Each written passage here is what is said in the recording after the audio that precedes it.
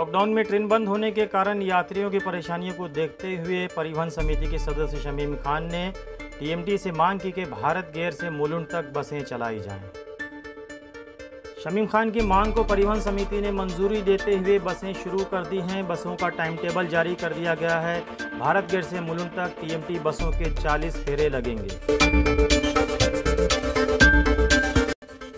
Samajwadi party MLA Abu Asim Azmi ने मांग की कि बेस्ट की 499 नंबर की जो बस रेती बंदर से घाटकोपर जाती है उसे मुमरा पुलिस स्टेशन से रवाना किया जाए। मुमरा में कोविड मरीजों की तादाद कदर हद कम होने की वजह से कालसेकर हॉस्पिटल को एक बार फिर नॉन कोविड हॉस्पिटल कर दिया गया है। आम मरीजों का होगा अब यहाँ दाखिला।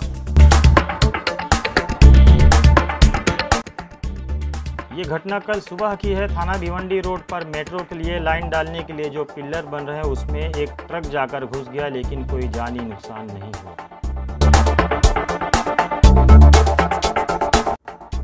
थाने महानगर पालिका की हद में गुरुवार को कोरोना के 170 मरीज और भिवंडी महानगर पालिका की हद में 26, जबकि कल्याण और डोंबिवली में 170 मरीज।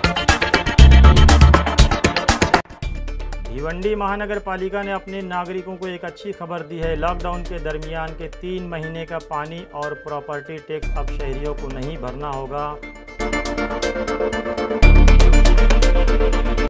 इस्लाम का नया साल 1442 हुआ शुरू। मुहर्रम साल का होता है पहला महीना।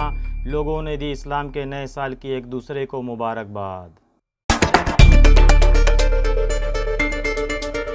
पिछले कई दिनों से हो रही बारिश ने दी है अच्छी खबर। शहर के पानी सप्लाई करने वाली झीलें और डैम हो गए हैं फुल। मुदक सागर में 100 और तानसा में 90% पानी गया है भर। थाना में कोविड से ठीक होने वाले मरीजों की संख्या हुई है 89%। इस तरह महाराष्ट्र में थाना पहले नंबर पर और देश भर में थाना है दूसरे नंबर पर।